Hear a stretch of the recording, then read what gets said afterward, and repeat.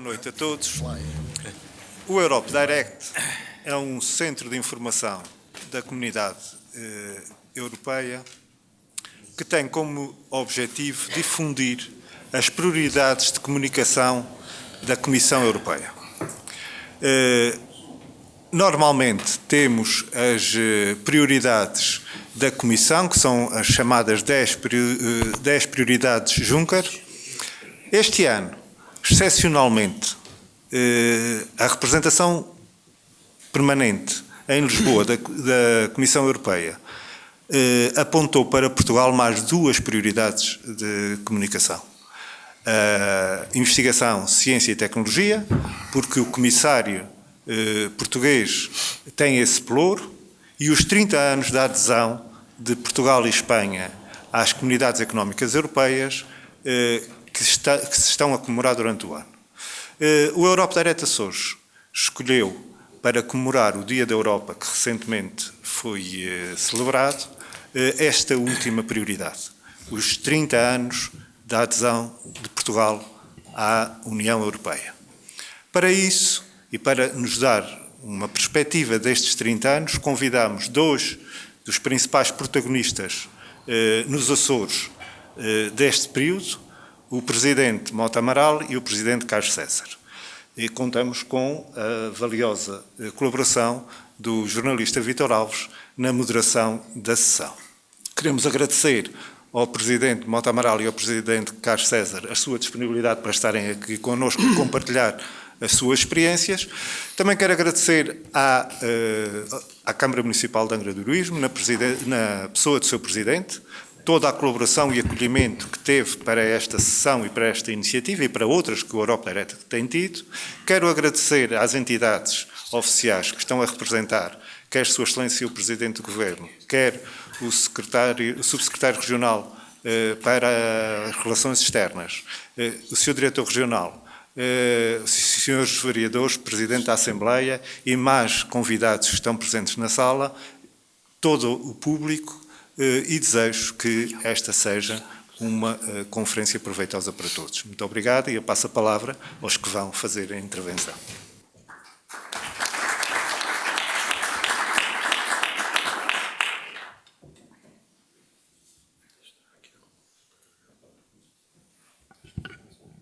Está ligado. Então, muito boa noite, ou boa tarde. Muito obrigado por terem vindo.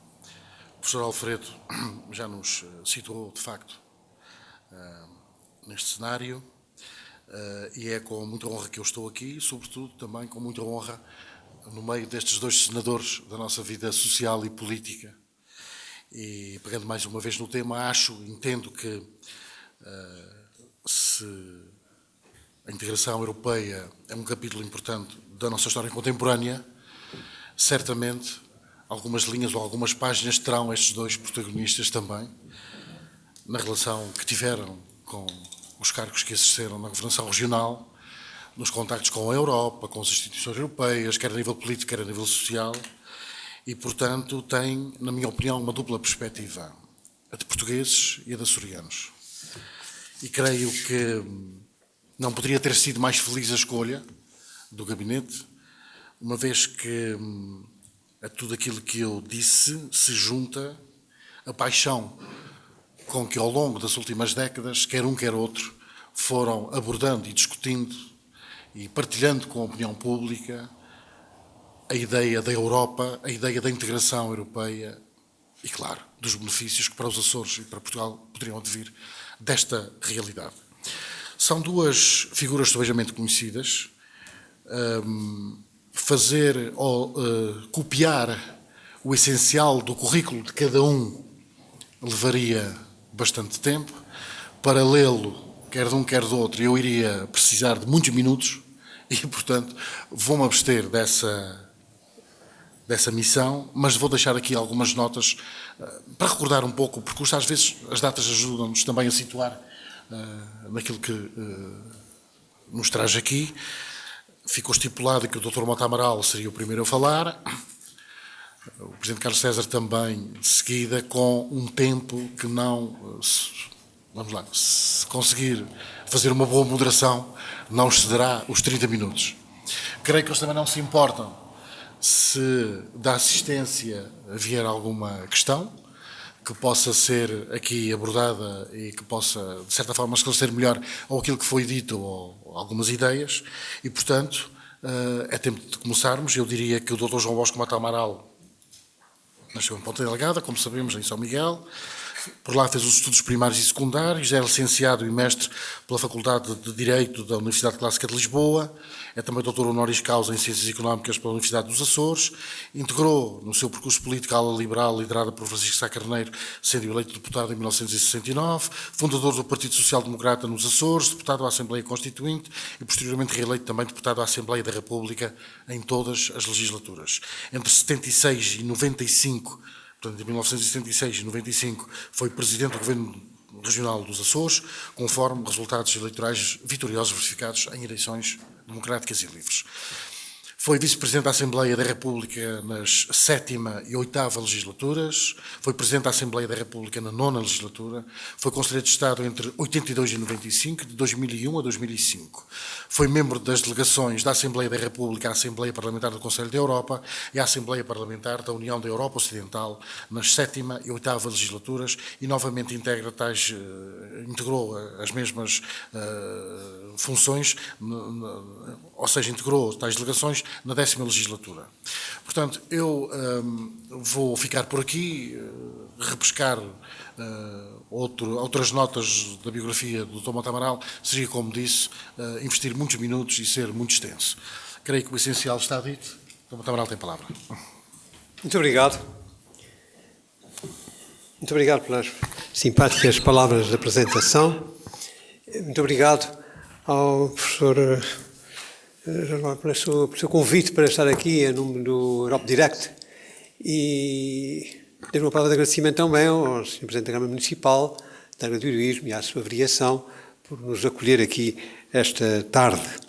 É com muita satisfação que volto a usar da palavra neste salão nobre do espaço de Conselho da Área do Heroísmo, onde tive muitas vezes, muitas ocasiões. Vejo que os espaços de conselho e a cidade no seu conjunto são cada vez mais bonitos. E isto é uma grande satisfação, sobretudo porque uma das marcas grandes das minhas vivências nos Açores foi o período terrível do terremoto de 1980, do 1 de janeiro de 1980, que arrasou toda esta cidade. Mas hoje ela, como a fênix, nasceu das próprias cinzas e está aqui para, desde logo para o nosso próprio proveito e depois para a admiração de todos que por aqui passam, que se deslumbram com a sua beleza e com a sua grande personalidade. Pediram para falar sobre a experiência da nossa adesão à Europa, às comunidades europeias, hoje à União Europeia. E fiquei muito satisfeito por verificar que nesta conferência participa o meu ilustre sucessor, Carlos César. Ele tem uma vivência mais intensa desta participação europeia, porque a adesão de Portugal e com os Açores realiza em 1985, os primeiros 10 anos, digamos, o período seguinte foi diretamente da responsabilidade dele. Ele terá com certeza muitos elementos e quero aqui dizer que é uma grande satisfação contracenar com ele. Aliás, nestes próximos dias vamos contracenar em várias vezes e em várias hipóteses. Na terça temos um desafio no ISCSTE, foi feito pelo ISCSTE, mas vai ser no Senado, na sala do Senado do Palácio de São Bento. Isto vai nos permitir uma troca de impressões sobre um outro ângulo das nossas experiências diferentes. Pensei em preparar um texto e depois achei que era melhor improvisar, embora isso contraria aquele conselho sábio de Churchill, segundo o qual de improviso só se deve dizer bom dia. Mas enfim, desta vez vou contrariar este conselho. Quero falar um pouco da pré-história da nossa presença na União Europeia. Quando o Governo Regional começou a funcionar em 1976, isto para alguns é já tão antigo como a descoberta das ilhas, as cruzadas, ou qualquer coisa assim do Paleolítico Superior, Mas para os que estavam nessa altura, é uma recordação indelével, fomos confrontados com a circunstância de que o governo português tinha definido como prioridade a adesão à CEE. Era natural. Portugal tinha terminado o seu período imperial, o 25 de abril é exatamente a marca dessa transição. Passada aquela crise de consciência nacional, de identidade nacional, talvez melhor dito, que se sucedeu a esta mudança histórica, que correspondeu a virar a página depois de 500 anos de vida coletiva, estava, portanto, a fazer uma opção pela participação na Europa e a receber a solidariedade e o apoio dos países europeus. Lembramos que, nessa altura, a Europa estava dividida a meio. Falávamos, sobretudo, da Europa Ocidental, daquela Europa que tinha resistido durante a Segunda Guerra Mundial à loucura do nazismo, mas que acolhera no pós-guerra a Alemanha, procurando, a benefício do choque que causou a destruição, o horror da Segunda Guerra Mundial, a convicção de que era preciso unirem-se, trabalhar nos países europeus e deitarem para trás das costas os preconceitos que tinham levado às confrontações e às guerras e às devastações ao longo de séculos.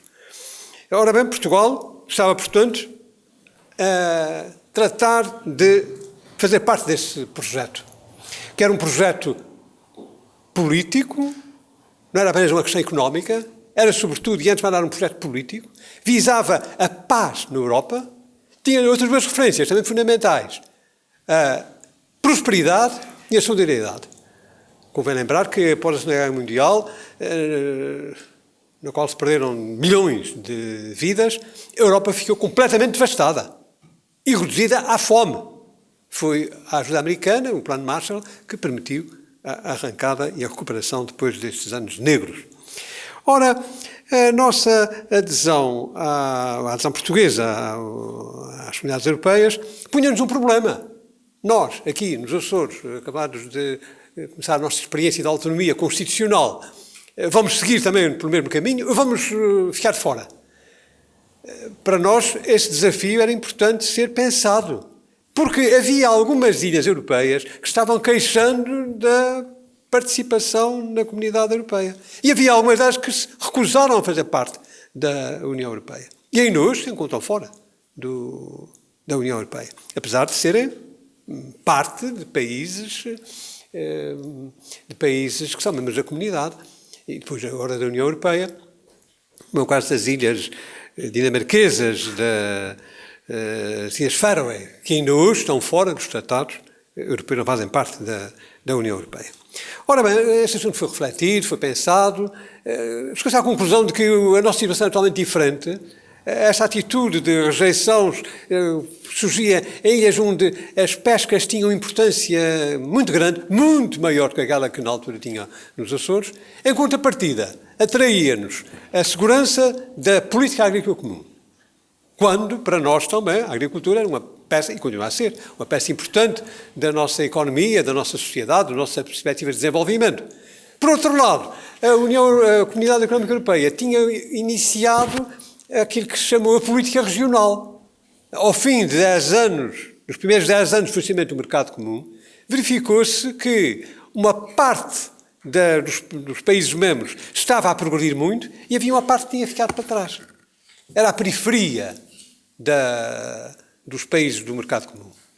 Para isso se inventou então a política regional, uma forma de solidariedade para com aqueles que tinham menos condições para aguentar as regras do jogo estabelecidas da livre concorrência, da abertura total de fronteiras entre os países membros.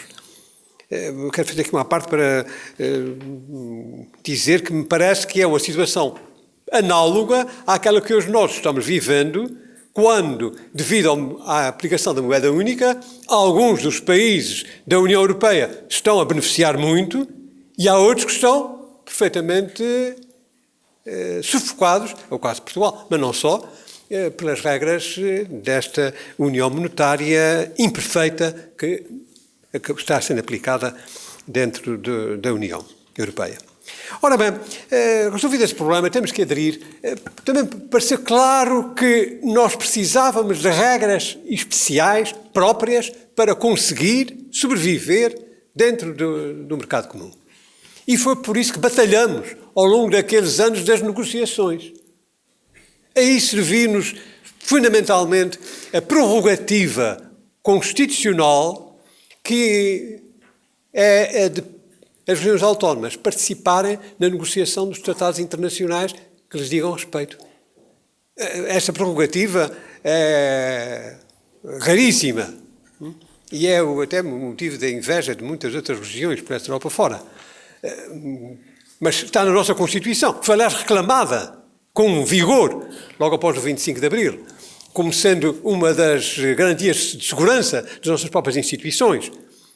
Não precisávamos apenas de regras de um governo próprio, de uma autonomia que não fosse apenas administrativa, como sonhavam os nossos antepassados, mas fosse uma autonomia política, uma autonomia com leis próprias, uma autonomia com um governo próprio, mas um governo que não iria ligar apenas às questões da administração interna, mas que ia também ter uma palavra a dizer nas questões externas relativas aos Açores. E isto porque os Açores são uma peça importante na identificação do nosso próprio país, mas a sua situação geográfica e as consequências decorrentes dessa situação geográfica nas perspectivas geoestratégicas dão-lhe a necessidade de uma voz própria para defender os seus interesses no domínio das relações externas. Ora, nós participamos na primeira hora nestas negociações para a adesão de Portugal às comunidades europeias. E aí procuramos defender os nossos pontos de vista e garantir que houvesse uma compreensão para eles. Simplesmente, isso não era fácil. E foi percebido logo naqueles primeiros tempos que precisávamos de alargar a questão das ilhas. A questão das ilhas tinha que ser posta perante a Europa como sendo um problema sério que carecia de uma definição política destinada a cobrir e a resolver os problemas específicos destas regiões insulares. Aí surgiu, quase se pode dizer por acaso, o conhecimento de que existia um organismo europeu que se dedicava aos problemas regionais. Era a Conferência Permanente dos Poderes Locais e Regionais da Europa. Pronto, e eu tratei de ser designado como membro da delegação nacional a este organismo e aí apresentei uma proposta no sentido de que se fizesse um estudo sobre os problemas das ilhas europeias. Até isso começou por ser sobre o problema das ilhas atlânticas. Portugal, Espanha, portanto, Açores, Madeira, Canárias. E, de facto, fui encarregado de fazer um relatório sobre esta matéria, que foi apreciado e aprovado, e salientava-se os aspectos comuns aos interesses destas ilhas europeias do Atlântico, e ficou decidido logo, em 1978, que se fizesse, então, um trabalho mais amplo sobre as outras ilhas europeias. Na realidade, quem olha para o mapa verifica que à roda de todo o continente europeu há um grande anel de ilhas, em circunstâncias muito diferentes.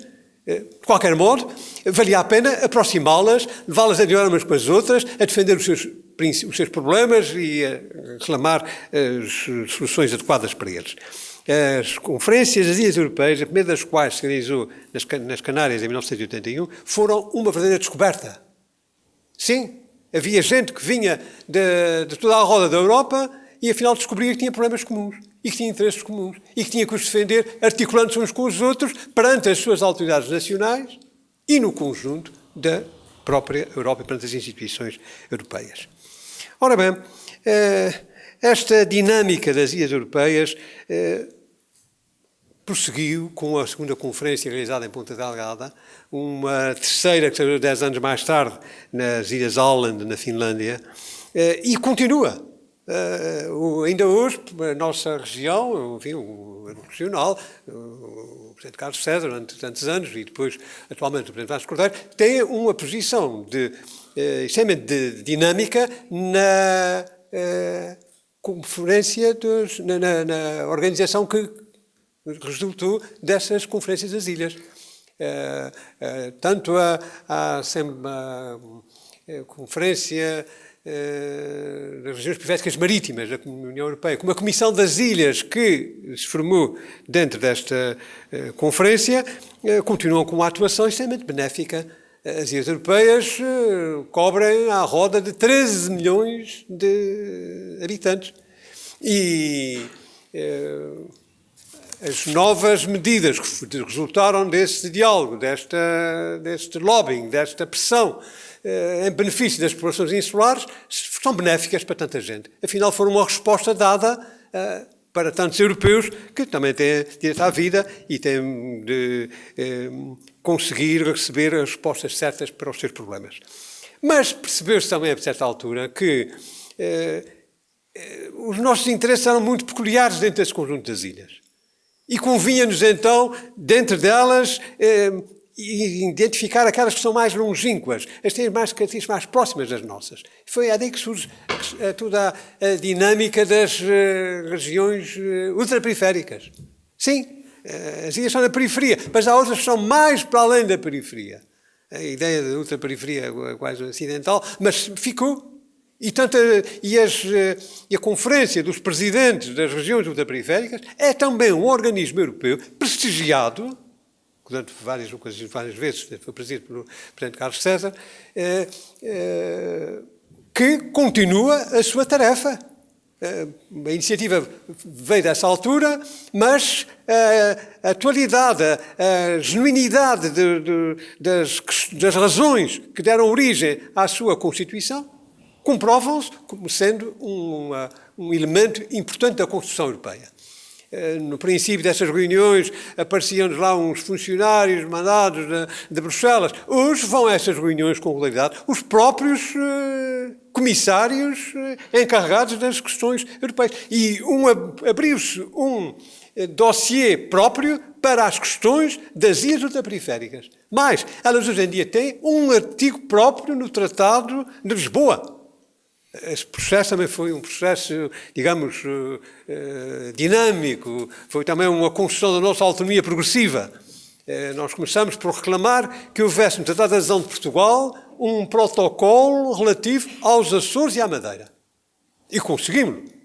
Conseguimos também porque estávamos na negociação desta adesão, estávamos presentes, mantendo e defendendo os nossos interesses. E depois, quando a dinâmica do diálogo com as regiões, com as outras ilhas ultraperiféricas, as ilhas da Macaronésia, Açores, Madeira, Canárias, mas depois também os departamentos franceses do ultramar, trazer a França para esse processo foi extremamente importante. A França é um país importante, um país de grande peso, um dos países fundadores do mercado comum, agora da União Europeia. Portanto, é um país que, como é bem sabido, tem um papel decisivo no funcionamento das instituições europeias. Trazer a França para esse processo foi muito importante. E para essas ilhas afastadas, a Guiana, não a ilha, provavelmente isso, mas como está rodeada de Amazónia por todos os lados, sempre se reclamou ser uma ilha. Tem um estatuto parecido com o das ilhas. Mas a Martinica, a Guadalupe, a Ilha da Reunião, que fica no Oceano Índico, quase para lá de Madagascar, perdida naquele horizonte, de facto, são as ilhas mais longínquas da Europa. Mas elas são uma afirmação da Europa projetada pelo mar adentro. E até pelos mares do mundo. Afirmando os interesses estratégicos da Europa e a sua cultura, a sua identidade. Sempre se entendeu que a questão da Europa não era uma questão geográfica, não era uma questão de latitude e longitude, era uma questão cultural. E, por isso, esta projeção se alcançou com sucesso. No Tratado de Maastricht, um documento, uma parcela, um protocolo anexo ao tratado, incluiu o compromisso das partes contratantes, portanto, os países membros da União Europeia, criada por esse Tratado de Maastricht, que é de 1992, trabalharem para garantir a estas regiões ultraperiféricas, identificadas uma por uma, as condições económicas e sociais correspondentes à média da comunidade. Há, portanto, aqui, ao mesmo tempo que se reconhece que os problemas e as dificuldades de desenvolvimento destas regiões periféricas, dessas ilhas afastadas, dessas ilhas remotas, são problemas estruturais, são problemas que não são resolúveis com meia dúzia de medidas.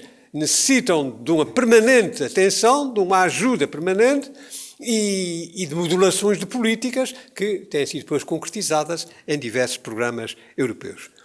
Este compromisso de Maastricht é importantíssimo, de alguma forma está produzido no Tratado de Lisboa. As ilhas ultraperiféricas, que entretanto até foram sendo ampliadas, quer dizer, o Estatuto é tão vantajoso que outras ilhas vieram se juntar, com condições parecidas, condições iguais às nossas, a este conjunto, tem um Tratado de Lisboa e até mais se declara, é muito importante examinar esse aspecto, os tratados europeus aplicam-se nestas ilhas ultraperiféricas nos termos do artigo que reconhece as suas características próprias e exige e fundamenta a aplicação de regras próprias de programas específicos para essas regiões. Ora bem, foi com estas garantias que nós arrancamos na nossa participação na União Europeia e com elas é que encontramos tantos benefícios. Também temos os problemas inerentes ao facto de estarmos na União. Isso não há só rosas nas roseiras, há as rosas e os espinhos. De maneira que os problemas europeus passaram também a ser problemas nossos. Mas as vantagens que decorreram da nossa participação na dinâmica europeia são muito superiores. Essas vantagens não são apenas contabilizáveis. Não é apenas uma questão do dinheiro que foi por aí. Foi, de fato, uma verdadeira cornucópia o que se dirige para os Açores. Nesta semana realizou-se no Funchal uma conferência sobre as RUPs na União Europeia. Bom, os números que foram lá aventados são impressionantes.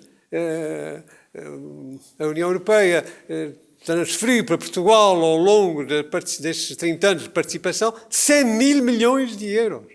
É um número com muitos zeros, evidentemente. Mas a parte que cobre a Madeira está identificada nestas intervenções como tendo sido 4 mil milhões de euros. Julgo que para os Açores terão sido, vi esse número referido numa intervenção de um responsável da administração regional há muito pouco tempo, 5 mil milhões.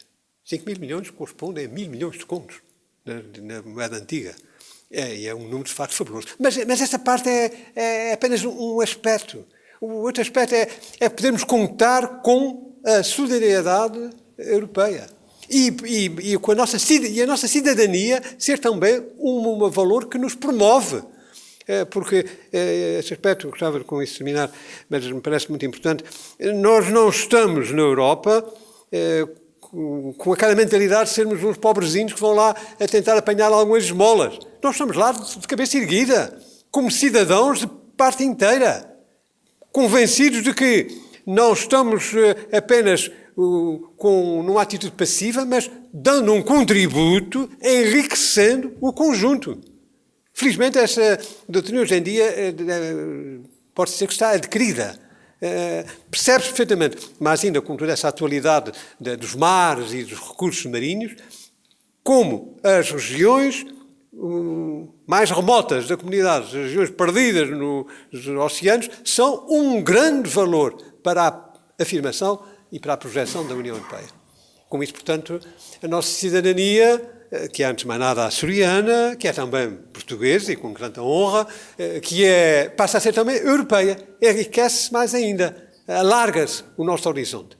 Julgo que isto é para nós um motivo de satisfação, o facto de termos todos passaporte europeu dá-nos portas abertas para toda a Europa e para todo o mundo, e isto é, sem dúvida nenhuma, um fator que nos promove e nos dignifica.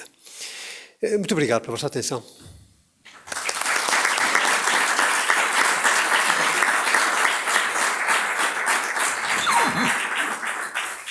Muito obrigado, Dr. Mota Amaral. Vamos ouvir agora o Presidente Carlos César. Carlos Manuel Martins de Valde César nasceu em outubro de 56 em Ponta Delgada, na Ilha de São Miguel, e por lá também, como o Dr. Mota Amaral, fez os estudos primários e secundários naquela que é a sua cidade natal. A inclinação para a atividade política, todos conhecemos mais ou menos a história, radica na família.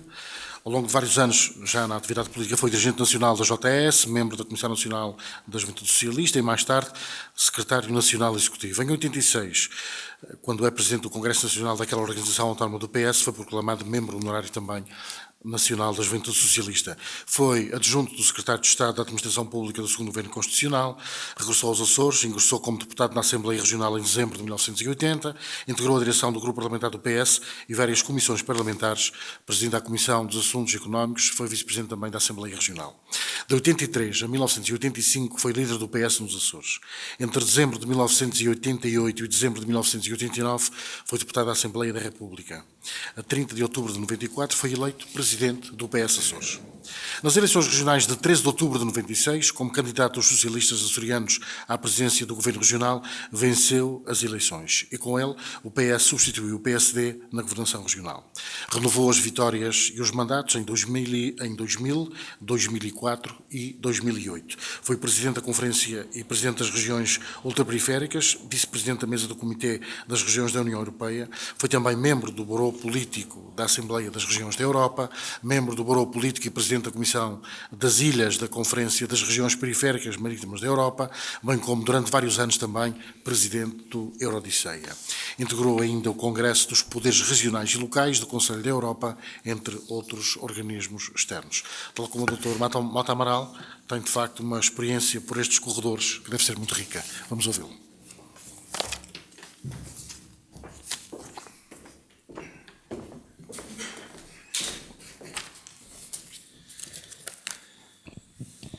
Boa noite a todos.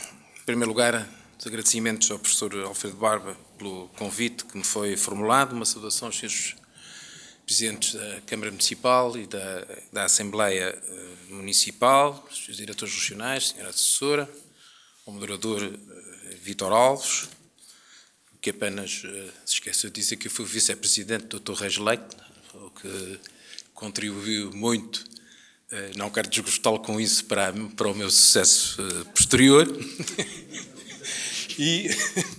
E também saudar o Dr. Mota Amaral, que também contribuiu, na medida em que os seus mandatos tiveram, digamos, a função pedagógica e informadora que beneficiaram os Açores e os que o sucederam.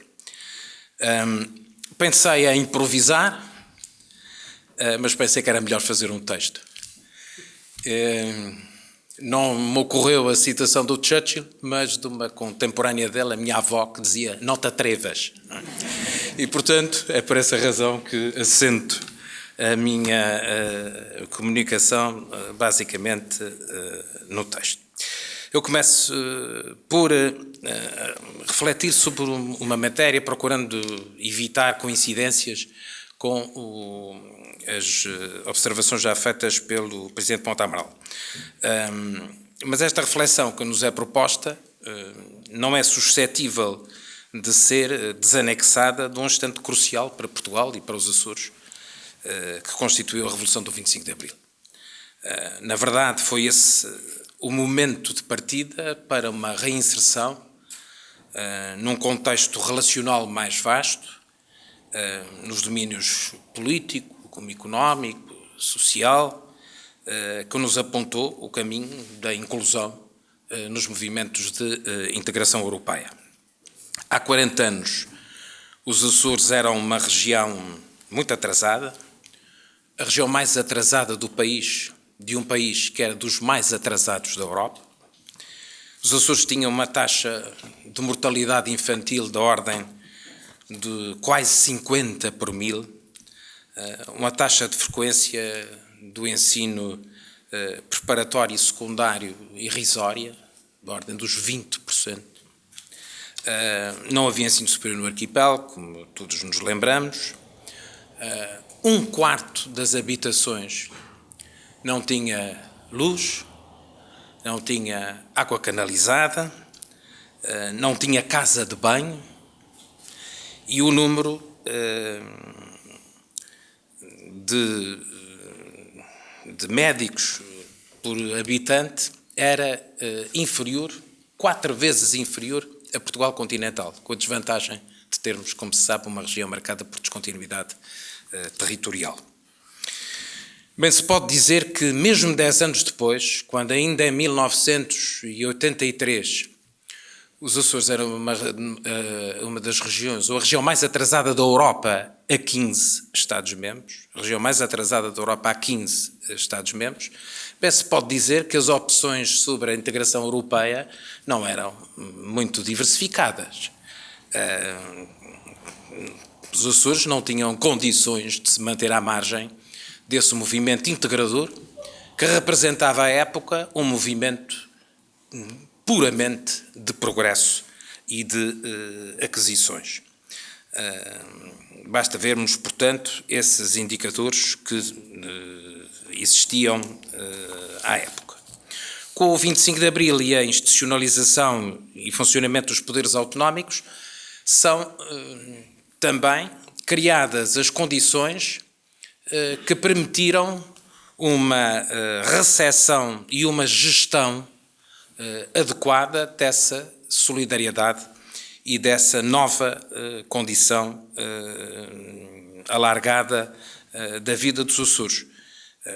Foi possível também que os poderes autonómicos não só recepcionar mais tarde os benefícios da integração europeia, como numa primeira fase, outros apoios e solidariedades com origens diversas, que determinaram, note-se, porque por vezes não atentamos a isso, um percurso ascendente no plano económico, no plano social, no plano cultural, contínuo nestes últimos 40 anos. Umas vezes progredimos face aos nossos próprios indicadores históricos, outras face às médias nacionais ou a espaços de referência ou espaços comparáveis. Queria salientar como, digamos, conclusão geral, a de que entre erros e virtudes nós podemos ter uma certeza. Melhoramos sempre na nossa vida própria nestes últimos 40 anos ou na nossa posição relativa. Isso é indiscutível e é algo que é suscetível de prova em quase todos os indicadores que referenciam aquilo que é mais dominante na noção de progresso. Nestes últimos 30 anos da integração europeia, nós passamos, como já disse, da região mais pobre e menos desenvolvida do país e da Europa para patamares intermédios. Fomos, aliás, também atentes à região portuguesa que mais convergiu com a média nacional. Fomos a região portuguesa que mais convergiu com a média nacional. Ponto de partida é outra questão. O desempenho açoriano mostra também qualidades positivas, mesmo em contextos de crise. Digamos, na última metade deste período de integração europeia, reportando-me, por exemplo, ao período entre 2000 e 2014, que foi, de certa forma, coincidente com alguns efeitos brutais da crise económica e financeira que assolou o país e a Europa, ou melhor, a Europa e o país, e que ainda se sente. Verificamos, por exemplo, que os Açores foram a região com o maior crescimento médio anual do PIB per capita, 3,6% ao ano. Também a média de crescimento real do PIB em volume foi no mesmo período de 1% para os Açores contra 0,1% para Portugal, ou seja, um crescimento 10 vezes superior à média nacional. Estamos a falar no domínio dos factos e esse domínio é irrefutável. A globalização e a intensificação do comércio e dos fluxos de informação decorrentes da integração europeia nestas 3 décadas acentuaram as dinâmicas de urbanização e de concentração, com efeitos evidentemente positivos, mas com efeitos negativos no plano económico e no plano demográfico, nas dimensões territoriais mais periféricas e digamos, em territórios ou realidades rurais como seria a nossa. Apesar disso, os Açores, sendo embora prejudicados nas condições mais atrativas para o investimento privado e externo, pela sua posição mais marginal e nesse contexto mais ruralizado, prejudicado por essa concentração, mesmo assim os Açores contiveram a sua dimensão populacional, ao contrário do que aconteceu com essas outras regiões que se encontravam com o mesmo risco de prejuízo, e até numa avaliação da potencialidade de recursos para a competitividade económica destacaram-se e destacam-se com vantagem. Por exemplo, basta vermos que o índice de renovação da população em idade ativa é, ao longo dos anos, o mais elevado do nosso país, e os Açores são, de acordo com os dados finais agora de 2014, a região do país com maior proporção de jovens, menor proporção de idosos, menor índice de envelhecimento, e estamos entre as regiões com as maiores taxas de natalidade e de fecundidade. Isso tem importância porque são indicadores que são muito adstritos ao potencial de competitividade e desenvolvimento das regiões. Este percurso não decorreu apenas da natureza das coisas ou da imperatividade europeia. É muito comum dizer-se, bom, claro que agora temos que estar melhor do que estávamos. Não sei porque é que se diz isso, sobretudo quando a realidade mostra-nos, por este mundo fora, bem o contrário. E sobretudo porque o adquirido, no caso dos Açores, foi mais vezes conquistado do que oferecido. O processo de integração europeia nos Açores implicou duas dimensões principais, que, de certa forma, não foram sempre lados opostos, mas lados diferentes da mesma moeda. Por um lado, o cumprimento de regras e regulamentos do Tratado Europeu e da aplicação de códigos que têm impacto na vida das famílias e na nossa vida económica, e, por outro lado, também a disponibilização de recursos financeiros, que foram vultuosos, no caso para os territórios em geral em desenvolvimento, mas criando-se, no nosso caso, muitas oportunidades e muito decisivas para o incremento do investimento público e do investimento privado. Mas é bom lembrar que o aproveitamento desta dimensão, e o Presidente Monte Amaral referiu isso, não basta ter dinheiro, não basta ter possibilidade de usar, é preciso usá-lo o melhor possível.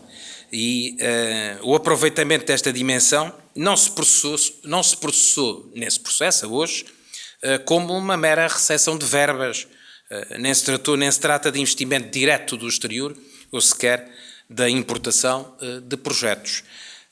Para nós crescermos como crescemos e termos aproveitado essas oportunidades de financiamento que tivemos, houve que definir objetivos próprios, de fazer escolhas, de desenhar políticas públicas, de criar quadros jurídicos e legislativos que se entendeu apropriados e de pensar e executar projetos de investimento nas várias áreas elegíveis.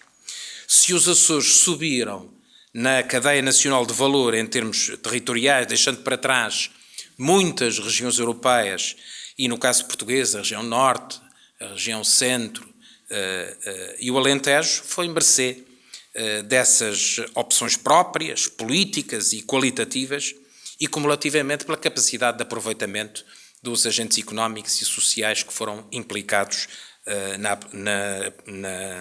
no uso desses recursos. A absorção pelas instituições europeias e pela cultura europeia, pela cultura institucional europeia e pelo direito europeu do conceito de ultraperiferia, a que já se referiu o Presidente Monte Amaral, contribuiu igualmente para o tratamento mais favorável que as maiores desvantagens dos territórios abrangidos evidenciaram ter com caráter seu permanente. Foi para nós uma aquisição política importante, embora não uma condição insubstituível, só a partir do segundo, talvez do terceiro e quarto quadros comunitários, esse conceito ganhou uma casuística que foi determinante na resolução de muitos casos e na obtenção de muitos benefícios acrescidos. E, de certa forma, complementou uma construção à época tendencial da União Europeia que assentava muito no conceito de regiões e de sub-regiões, plasmado numa diversidade de instituições que também aqui foram mencionadas, de agrupamento, quer de regiões marítimas, dos poderes locais, da Assembleia das Regiões da Europa, do Comitê das Regiões, uma diversidade de instituições que deram conteúdo nessa época e que eram fermento da unidade europeia, entretanto e atualmente perdida. O primeiro quadro de apoio, entre 89 e 93, centrou-se nas infraestruturas básicas, equipamentos e também nos sistemas de incentivo de base regional. Em paralelo, desenvolveram-se algumas iniciativas da Comissão Europeia, convidando os Estados-membros e as suas regiões, por exemplo, à apresentação de projetos na área da energia. E também, nesse período, que se executa a primeira iniciativa Régis, com apoios específicos para as regiões ultraperiféricas da Europa.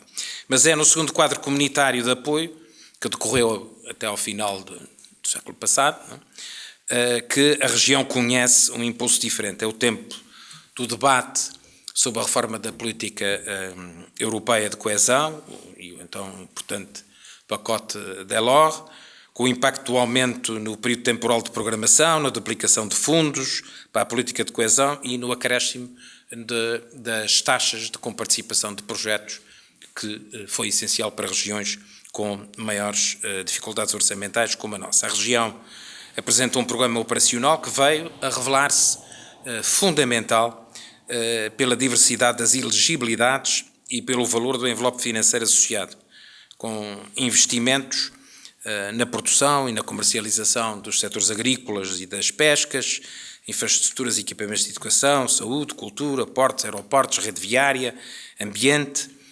incluindo um grande esforço das autoridades locais em construir e melhorar as redes de abastecimento de água e de águas residuais. Como se lembram, era um investimento constante na paisagem das nossas ilhas. É também neste período que se obtém o financiamento para o cabo de fibra óptica.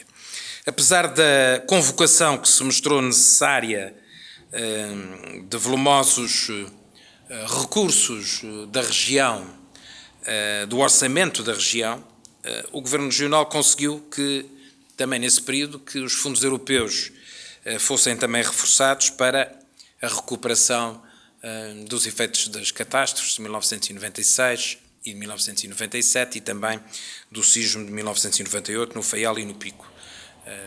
Foi, reforçada a contribuição do Pedra 2. Lembro-me que aqui tomei nota de 26 milhões de então unidade de conta designada de ECU e os 10 milhões para apoio à reconstrução de infraestruturas danificadas. E também houve criada uma nova medida para a recuperação do parque habitacional. O terceiro quadro comunitário de apoio, 2000-2006, é aplicado na região com uma estrutura e âmbito semelhantes ao anterior, embora se utilize pela primeira vez uma nova fonte e origem de fundos para a região, que foi o Fundo da Coesão. Com a flexibilidade regulamentar do Fundo da Coesão, a região acede inicialmente com a construção, por exemplo, dos aterros sanitários de São Miguel, da Terceira e do Pico, e intervenções em portos, em São Roque, na Praia da Vitória, no caso das Portas do Mar, o caso aqui da Aerogar das Lajes, investimentos que beneficiaram de cerca de 60 milhões de euros com participação. É um período de programação que marca uma fronteira entre algum tempo, digamos, de desafogo e de experiências relativamente positivas para, no final, aparecerem os primeiros sinais da crise financeira e depois económica que atravessou a Europa e que levou, aliás, a União Europeia só a encerrar esse quadro comunitário um ano depois, em 2008, em função das condições mais difíceis. O quarto quadro comunitário de apoio, 2007-2013, que se prolongou até dezembro último, foi, digamos, um quadro coincidente com o período mais alto dessa crise e também num período em que se evidenciava a mudança de alguns paradigmas ao nível da Comissão.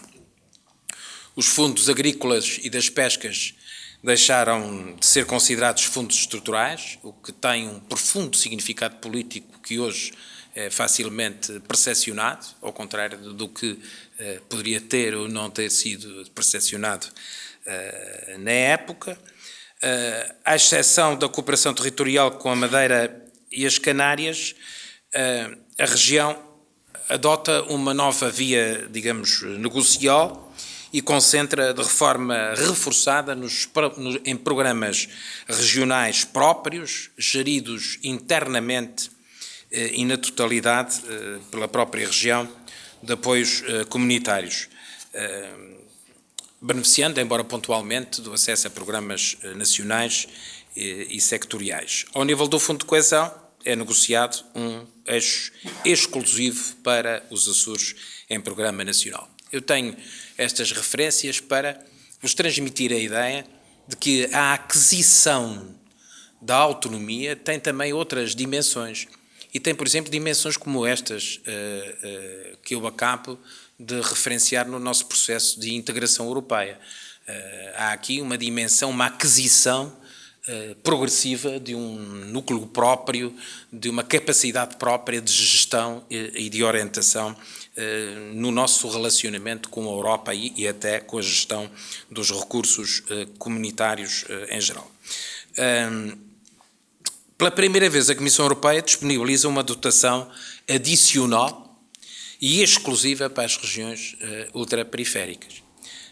Na Europa, onde se apoiam despesas de, digamos, de tipo corrente, obrigações de serviço público decorrentes da condição de ultraperiferia e também investimentos em domínios relevantes e críticos para o funcionamento das economias dos territórios ultraperiféricos. Nos Açores, nós optamos por, no essencial, financiar o transporte, por essa via, o serviço público de transporte aéreo em trilhas e obras de modernização também de infraestruturas no domínio do transporte aéreo. Nestes 30 anos, ter-nos-ão chegado um volume de recursos, como mencionou o Presidente Monte Amaral, da ordem dos 5 mil milhões, mais precisamente 5,2 mil milhões de euros a preços atuais, com as correções e as atualizações devidas. Tratou-se de uma contribuição insubstituível que nos permitiu fazer face a um processo modernizador e a despesas contínuas de construção e recuperação de infraestruturas relevantes. Nem todas estas últimas despesas representaram ganhos estruturais, multiplicadores ou inovadores da nossa economia, isso é certo.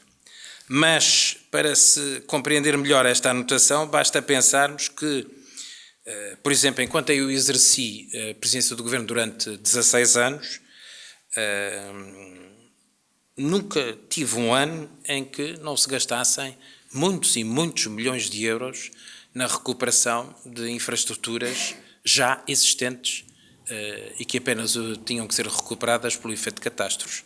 Nunca, em 16 anos, tive um orçamento que não tivesse uma obra portuária de muitos milhões de euros em curso. O que significa que a região foi muitas vezes, e esses recursos foram muitas vezes mobilizados para recuperar, ou, na melhor das hipóteses, renovar infraestruturas já existentes E, se isso não tivesse acontecido naturalmente, poderíamos ter libertado muitas centenas de milhões de euros para outras finalidades e outros, apoios. Bom, é difícil calcular como estaríamos hoje sem a contribuição da União Europeia e a quanto chegaria também a irrelevância do nosso país numa situação de exclusão desse tipo. Essa marginalidade, ou esse cálculo nem sequer é sustentável, nem sei como era possível fazê-lo. No caso dos Açores, basta lembrar, como já disse, que ocupávamos essa última posição, por exemplo, no contexto do período de adesão, da última das regiões europeias entre os 15 Estados-membros, e com menos de metade da média nacional do PIB per capita.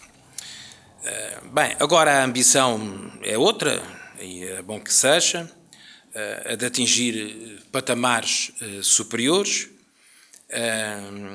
nada que se mostre absolutamente inatingível, apesar das sombras que nesta fase povoam a economia internacional e europeia e afetam seriamente os níveis de confiança.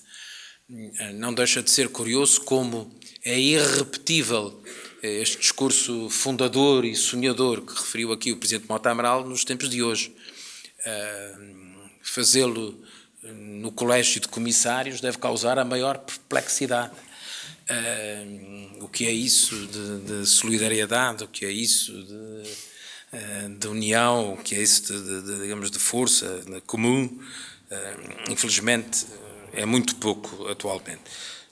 A região hoje assenta, a sua estratégia de aproveitamento dos fundos comunitários, como se sabe, em vários setores, no setor agroflorestal e na indústria transformadora associada, cujas fragilidades atuais, como sabem, são bem conhecidas, na cadeia de valor associada à nossa posição como nas rotas marítimas atlânticas e também face aos recursos do mar, no setor do turismo, no aumento do ritmo de exploração sustentável das energias renováveis, na preservação ambiental, na estratégia de fomento de uma agenda digital, de investigação e inovação e nos progressos educativos e formativos, onde as regiões mais pequenas têm que tirar maior partido. Discute-se muito os níveis a que chegamos em alguns setores, designadamente na educação. Temos, aliás, aqui na sala vários responsáveis ao longo dos anos desse setor. Mas nós temos que anotar que, embora, evidentemente, se tenham verificado enormes progressos face aos pontos de partida de há 40 e há 30 anos, e embora exista sempre uma insatisfação em relação a posições atuais que nós temos em relação aos baixos níveis ainda de escolaridade, em termos comparativos, ou indicadores de abandono escolar precoce que estão acima da média nacional, a verdade é que também fizemos um caminho importante do ponto de vista de modernização de infraestruturas e equipamentos e reduzimos, por exemplo, muito significativamente, conseguimos, aliás, alcançamos os níveis mais baixos de analfabetismo no país, a par, por exemplo, da área metropolitana de Lisboa, onde nos equivalemos nesses melhores resultados. Estes fundos europeus conservam, toda a sua acuidade no processo de desenvolvimento e até, em alguns casos, a sua indispensabilidade. Se nós pensarmos, por exemplo, que no setor da saúde são necessários fazer investimentos que acompanham as tendências tecnológicas atuais e se verificarmos as dificuldades que esse setor sempre sentiu e agora ainda sente com grande intensidade, ou com maior intensidade ainda, do ponto de vista financeiro, verificamos que sem o concurso de fundos comunitários para a modernização e ampliação da rede pública de saúde, sobretudo da penetração das novas tecnologias, não era possível agir nesse setor. Queria fazer apenas uma referência a um elemento essencial do nosso processo de integração europeia e que é, a referência do nosso dia-a-dia mais dominante e que tem a ver com a política agrícola comum.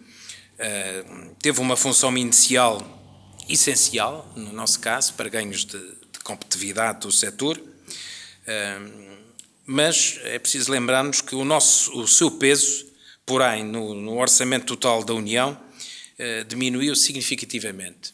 Em 1988, a PAC representava no total da contribuição desses fundos 62% e passou a representar 40%. E ainda por cima, estes 40% coincidem justamente com um aumento do território-alvo, não é? Porque entre 1991 e 2013 a União Europeia passou de 15 para 28 Estados-membros e mesmo assim estes fundos afetos à política agrícola comum tiveram esta redução. Gostava também desse propósito de lembrar que a medida de extinção das cotas de produção do leite teve, como se sabe, um efeito muito pernicioso, mas sobre essa matéria eu gostava de dizer que nunca conheci nenhum responsável português, não tenho memória de ter conhecido algum responsável português que tivesse desejado a extinção das cotas leiteiras ou até as aceite de bom grado. Mas que foi um fator muito perturbador na economia açoriana, evidentemente que foi, e na fileira em especial, sendo certo que, em boa verdade, o problema está mais em alterações de mercado que não têm a ver com a definição da cota de produção, visto que o mercado diminuiu muito mais do que a produção aumentou e, portanto, feitas as contas, é maior o problema do mercado do que o da produção. Gostava também, sobre esse aspecto, de dizer que a região destacou-se sempre, desde o primeiro momento, pelo excelente aproveitamento do Programa de Desenvolvimento Rural, e é a convicção geral que, quer na vertente do investimento público, quer no caso dos empresários ligados à agropecuária e à agroindústria, esses fundos foram bem utilizados, não obstante se pudesse ter dado mais espaços na criação de produtos de exportação com maior valor.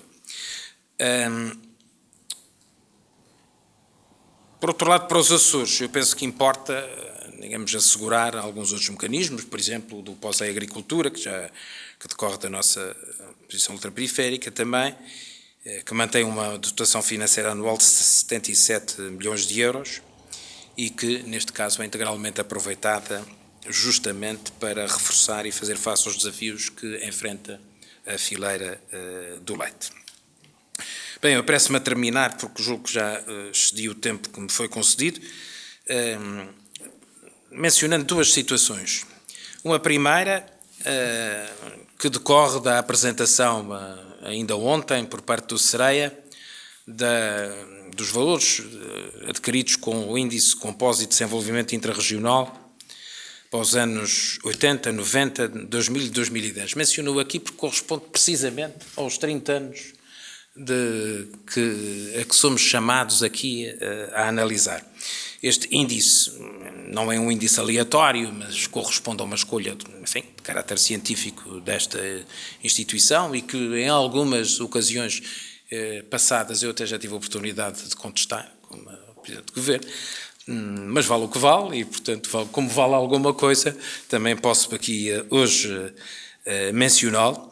E não vou, digamos, referir nenhum dos casos que aqui está mais relevante para não ser, digamos, encomiuso comigo próprio, mas vou salientar algo que decorre exatamente desta análise. É que este processo, durante estes últimos 30 anos, em que foi evidentemente sobre-relevante as decorrências da nossa condição de membros da União Europeia e dos apoios que recebemos, este processo aqui tem uma leitura que é aquela que eu escolho, que é a redução das assimetrias regionais. A redução das assimetrias entre ilhas como São Miguel e as outras, como São Miguel a Terceira e as outras.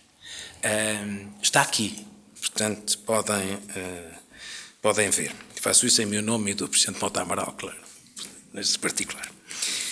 Nesse e noutros. Bem, então, terminando, nós fizemos, depois, ao longo destes 30 anos, um percurso muito densificado na procura de soluções europeias e de medidas excepcionais para as nossas realidades, na procura de melhores condições e vias de financiamento e no aproveitamento e na boa execução desses fundos. E seguimos um caminho de estabelecimento de prioridades que esteve sempre muito próximo das necessidades vitais e fatores estratégicos nos diversos planos da nossa vida coletiva e da nossa competitividade como região. Na verdade, não há um único aspecto, volto a repetir, 30 anos envolvidos, em que tenhamos regredido. E como o mundo nos mostra, com exasperante abundância, não faltam lugares e circunstâncias em que os retrocessos são uma marca do nosso tempo.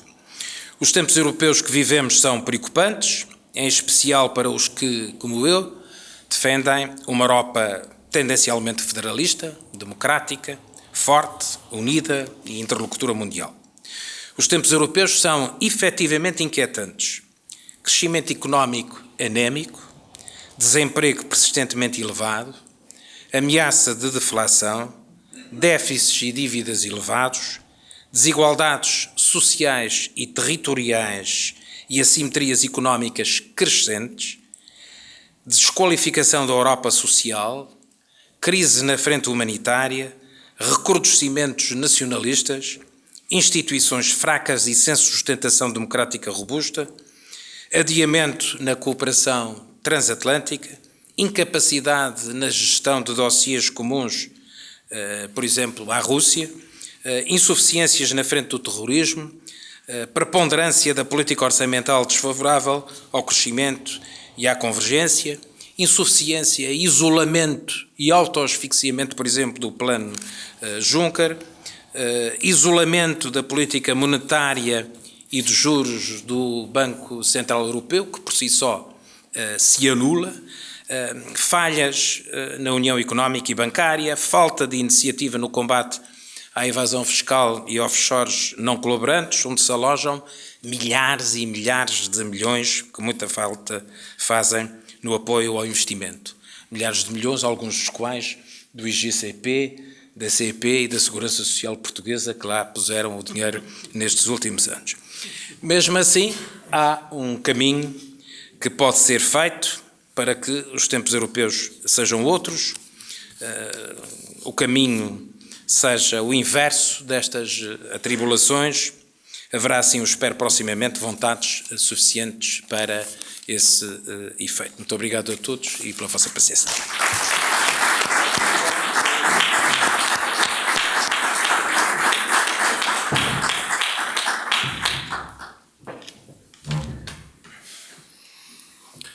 Muito bem, duas magníficas intervenções. Outra coisa não esperávamos dos nossos oradores desta noite. E, portanto, como disse no início, sobra, de facto, a expectativa em algumas questões que aqui foram suscitadas e que possam ser melhor analisadas, mas também de algumas perguntas que possam surgir, enfim, da plateia, que seguiu estas duas intervenções, creio que atentamente e com entusiasmo. E, portanto, seguindo aquilo que é lógico, vamos abrir aqui um período de perguntas e respostas. E se da plateia houver, de facto, alguma pergunta, julgo que os nossos convidados estarão, obviamente, à vontade, e comentários, estarão, obviamente, à disposição para responder.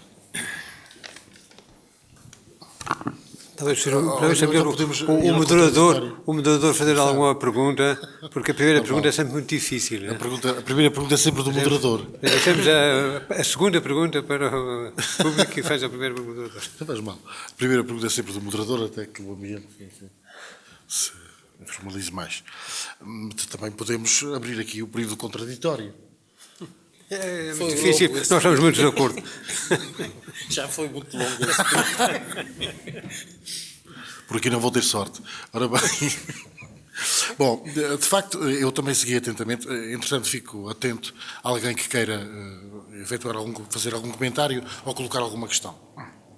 Também segui atentamente as duas intervenções e, portanto, fiquei melhor esclarecido sobre alguma das coisas que foram acontecendo nas últimas décadas e, sobretudo, alguns pontos que, na altura, nas datas próprias, foram sendo abordados e discutidos, umas vezes com mais entusiasmo, outras vezes com outros, na praça pública, nos jornais, na comunicação social, mas que, passado todo este tempo, se acende alguma luz em torno de questões que, se bem se recordam, na altura algumas delas foram até bem polémicas.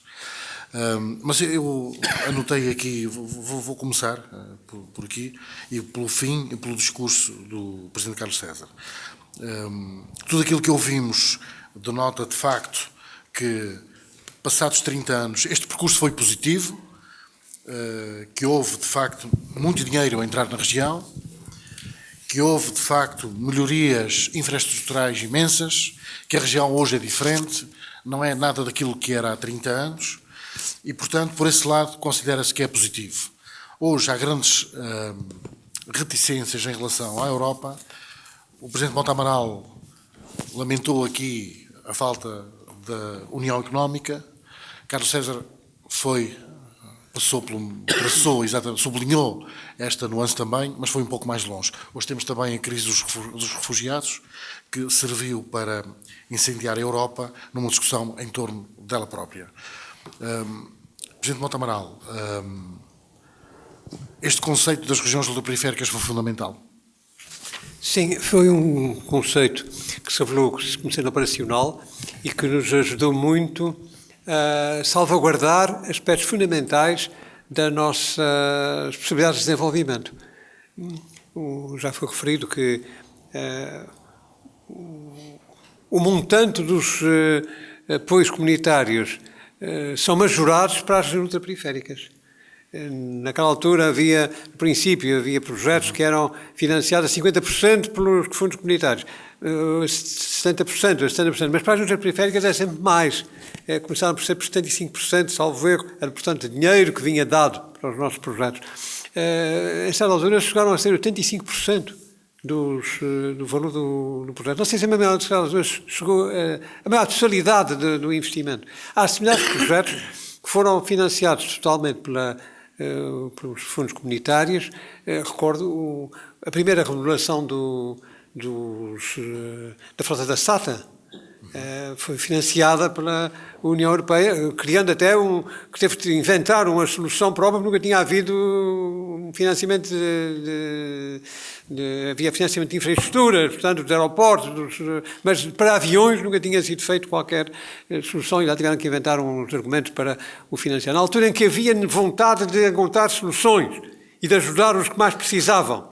Infelizmente, agora muitas vezes encontramos uma porta fechada e falta de criatividade, falta de vontade de ser solidário da parte de pessoas que têm a responsabilidade de decisão a esse nível. Sobre esse ponto, visto totalmente de acordo com aquilo que disse na sua intervenção há pouco, o Presidente Carlos César, o que está passando na Europa neste momento é arrepiante. E, por acaso, nem de propósito, agora mesmo acabo de ver na televisão, no Euronews, o Presidente do Parlamento Europeu dizer a mesma coisa. Até dizia em francês: dans la Union européenne, nous sommes dans une situation, não me lembro a palavra, mas lastimosa, enfim, uma tristeza o que está passando lá. Pensei que era uma voz desalinhada. O Martin Schulz é um socialista, mas um socialista desalinhado, porque a maioria dos socialistas que estão no processo estão neste momento muito alinhados com o que se tem passado, e é pena que assim tenha acontecido. Felizmente agora há vozes a sair fora da linha, e eu estou muito esperançado nessa reunião que se vai realizar esta semana em Paris, a convite do Presidente da França, mas onde está o nosso Primeiro-Ministro, e onde está o Primeiro-Ministro da Itália, e onde estão outros responsáveis, que espero que deem uma expectativa de saída para a Europa Solidária que nós sonhamos realizar. Essa Europa Solidária, em que ninguém fica para trás, em que procurar ajudar os que têm mais dificuldades, para que possam acompanhar o ritmo dos outros. A aceitação destes princípios, desse liberalismo económico de pacotilha, salve-se quem puder, quem for bom é que se tem hipóteses, os outros que fiquem para trás, que desapareçam, o tal destruição criativa, essas utopias, aliás, horríveis, que agora estão em voga. E isso tem que ser tudo rejeitado, tem que ser rejeitado. E se não for, vamos por um muito mau caminho. E vamos ter que... Vai-se penar muito dentro da Europa se não houver uma mudança de rumo. Portanto, foi muito bom e essa aceitação do princípio da ultraperiferia, essa noção da ultraperiferia, foi muito bom para as regiões ultraperiféricas. Tanto assim ainda há dias me dizia um deputado europeu, não sei a deputada, Sofia Ribeiro, que neste momento outras regiões querem reclamar o estatuto das ultraperiféricas.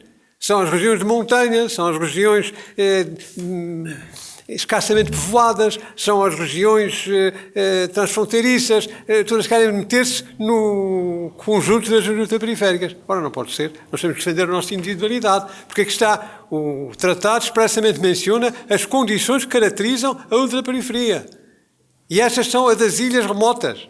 As ilhas remotas. Lembra esse respeito que estava uma vez, as pessoas que me estão a ouvir, numa reunião com o presidente da comissão, então, que era um homem que fez tanta falta, o Jacques Delors, que se tinha uma visão para a Europa tão diferente daquela que hoje nos andam para aí a tentar impingir. E ele tinha diante de si um mapa e estava a dizer, muito bem, com certeza, vocês precisam de uma resposta diferente. E pegou na sua esferográfica e fez, olha, eu tenho aqui a minha esferográfica, não tenho, e fez assim, bom, aqui os da Holanda, para chegarem a Paris, é um instante. Vocês, pelo contrário, têm que vir, e então pegou na esferográfica, 1, 2, 3 esferográficas para conseguir chegar com os vossos produtos aos grandes centros de consumo. Têm que ter uma ajuda especial, isso não pode ser de outra maneira. Ou seja, mete-se pelos olhos dentro. Eram as coisas que basta olhar para o mapa para perceber que isto tem que ter uma solução diferente. E mais, e que as limitações são permanentes. São permanentes. Isto não é apenas dar uma ajuda e pronto, já vai. Não, isso é permanente. É isto, a nossa natureza geográfica, a nossa pequena dimensão, que faz com que os nossos custos sejam logo mais elevados e não possam competir com os que produzem em grande, obriga-nos a modulações das políticas europeias.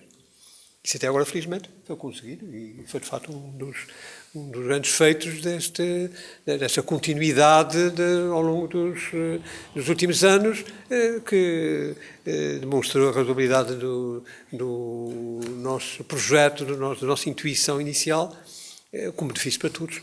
Do seu ponto de vista, cumprimento aqui o Presidente Carlos César pelo modo como ele conduziu a defesa dessa nossa presença, tanto na Comissão das Ilhas, portanto, avançando todas as ilhas, como depois na Conferência dos Presidentes das Regiões Ultraperiféricas, das RUPs, que adquiriram direticidade na União Europeia graças a essa iniciativa assim um pouco fantasista, sonhadora do início.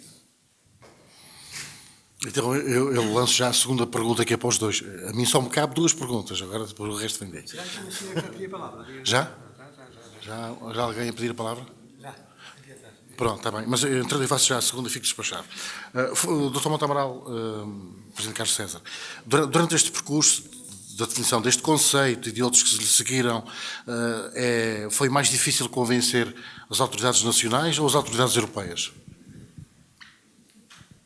Bom, eu falo em primeiro lugar, porque isso foi no princípio. Bom, as autoridades nacionais ficaram muito contentes com a invenção da ultraperiferia, porque entenderam, muito bem tem sublinhado o Dr. Reis quando fala desses assuntos, que isto correspondia a um alívio das responsabilidades nacionais. Portanto, passa essa fatura para a Europa e nós ficamos com mais dinheiro em caixa para fazer outras coisas. Portanto, no princípio foi uma coisa muito bem.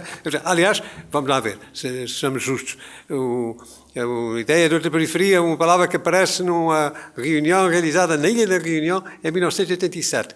No ano seguinte, de propósito, o primeiro-ministro de então, Cavaco Silva, inclui esta mesma referência nas conclusões do Conselho Europeu em Rhodes. Pronto, e a tal história, a questão chegou ao mais alto nível. A partir daí foi o seguimento, o desenvolvimento, com melhores dias e com piores dias, conforme se encontra do lado de lá melhor resposta. Mas os nacionais ficaram muito contentes, isso sim. Presidente Carlos César. Eu acho que, enfim, que não podemos resumir, digamos, a nossa reflexão sobre a aceitação deste conceito, infelizmente, o acolhimento pelo Presidente Cavaco Silva no Conselho de Rhodes. Mas, bom, a verdade é que a resposta digamos, ajustada à pergunta é que tanto uns como outros se esquecem facilmente das periferias, não é? É quase uma lei da vida a que escaparam muito poucos, não é? Na política como em outras circunstâncias. A minha experiência diz-me que nada do que temos nos foi oferecido. Raramente aqueles que nos podiam apoiar se lembraram disso primeiro do que aqueles que pediram o apoio. Não é? Claro. Portanto, a vida é assim, mas também é por isso que nós temos autonomia, é por isso que temos órgãos de governo próprio e é por isso também que quem tem a missão de os integrar e de os representar tem também a missão de lembrar e de combater esse esquecimento. E, portanto, em todo este percurso há evidentemente exceções pessoais entre os políticos portugueses, entre os políticos europeus, mas a regra dominante é de que nós temos que lembrar e temos que lutar. Ouvindo ali a ponta final da sua intervenção, quando elencou, enfim, alguns itens importantes no apoio aos Açores, perto do final também fiquei com a impressão que estava a chegar ao fim. A torneira da Europa. O que é que podemos esperar da Europa no futuro? Uma Europa, enfim, em conflito, uma Europa que nos habituou a algumas ajudas importantes. O que é que o senhor pode perspectivar a esse nível? Eu penso que digamos que o problema maior da União Europeia neste momento não é o de se esquecer de nós, é o de se esquecer de si própria, não é? Há, digamos, uma crise na identificação dos valores, na identificação política do projeto europeu. É um projeto que foi tomado por interesses ocultos, muitos deles marginais ao próprio contexto europeu. Há muita gente refém de muitos poderes e a Europa perdeu este sentido solidário e ideológico, não é? Perdeu também, em simultâneo, as lideranças, porque é isso que acontece quando se perde a ideologia e quando se perdem os valores. Essa rarefação também conduz à indiferenciação dos protagonistas, não é? E, portanto, é isso que hoje nós vivemos na Europa, uma crise terrível, porque é uma crise em todas as dimensões, é uma incapacidade da Europa olhar para si própria. Basta ver que, embora exista já uma inversão mais recente do discurso, o próprio discurso a favor do investimento e do crescimento é tomado pelos inimigos do investimento e do crescimento. E, portanto, é um discurso que evita o sucesso dessas políticas, não é? Porque tomam-nas como suas. E, portanto, há, de facto, uma situação de grande dificuldade que não se dissocia a reações, digamos, dos eleitorados menos racionalizadas, ou mais irracionais, se preferir, com a explosão, digamos, de respostas extremistas, que são respostas de protesto, e que ainda mais comprometem a realização do projeto europeu, porque transformam a Europa num somatório de protestos e de poderes ocultos, e falta política, falta ideologia, falta valores, falta a Europa que se ambicionou há uns anos atrás. Eu de acordo.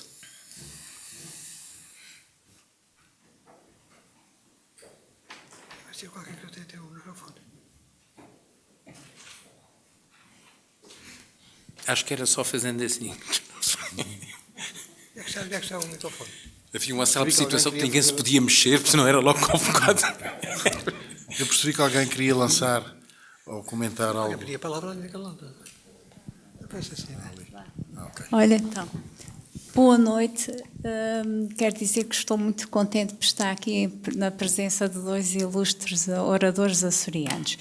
A minha questão, a primeira questão que eu tinha era para saber qual era a vossa opinião da continuidade desta União Europeia se teremos mais 5, 10, 30.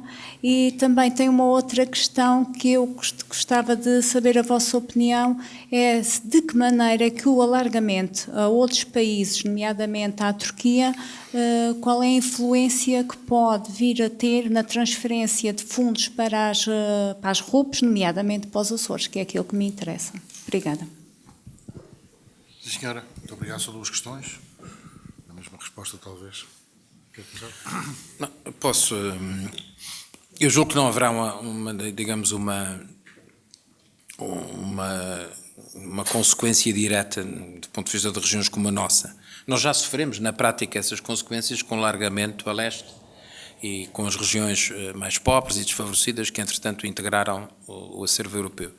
E, portanto, no essencial, digamos, esse prejuízo, entre aspas, já se fez sentir, de forma que não nos atingiu particularmente, mas que comprometeu verbas da coesão regional, digamos que foram redirecionadas.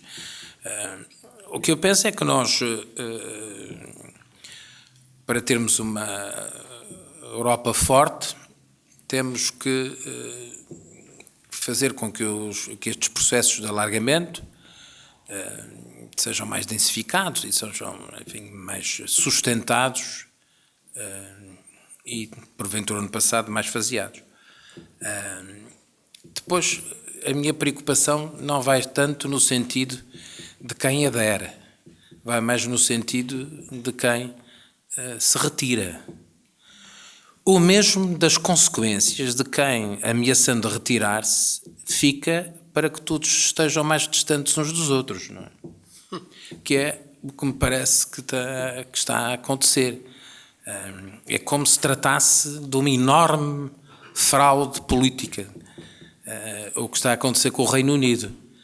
Dá a ideia que uns combinaram com outros a fazer um referendo para sair e que a consequência que todos desejam é ficar, para que se fique de outro modo. E daí já outros países também, digamos, dirão, então eu também quero esse estatuto, não é? Porque é que esse estatuto é o do Reino Unido. Bom, e vai daí esta Europa de que estávamos a falar,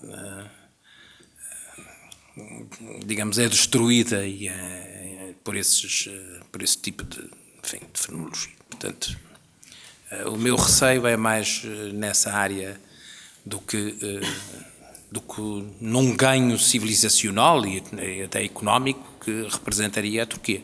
Agora, o grande drama é que nós não sabemos o que é a Turquia dentro de um ano, ou dentro de 2 anos, ou até menos, porque nós sabíamos que outros países eram uma coisa muito diferente há 1 ano atrás ou há 2, não é? E, portanto, também essas sombras rodeiam, pelo menos a sul, a esperança europeia de um espaço de paz e de progressão económica. Ora bem, sobre a Turquia, diretamente a questão que coloca, parece-me de uma grande hipocrisia o que está passando neste momento com a Turquia. Tanto a França como a Alemanha tinham tomado a posição de não admitir a Turquia dentro da União. Mas com a questão dos refugiados e com um arranjo que pretendem para chutar para fora da Europa o maior número possível de pessoas que querem vir apanhar o que vai caindo das mesas da abundância europeia, já estão a abrir as portas à Turquia, já estão a dizer que, sim senhor, que a Turquia também vai entrar. Ora, julgo que é mentira o que se está a dizer, porque a Turquia não tem condições para entrar. Aliás, muito bem disse aqui o Carlos César, neste momento a Turquia já não está na onda de querer participar da União Europeia. Há uns anos estava. E estavam a fazer reformas de políticas para consolidar uma democracia a sério que pudesse ombrear com as outras democracias europeias. Mas, neste momento, a fase em que se encontra a Turquia é outra. Está numa linha de um islamismo moderado, que, de alguma forma, rejeita a tradição e o legado de Atatürk, num governo de um país laico. Não, eles estão numa linha diferente, agora.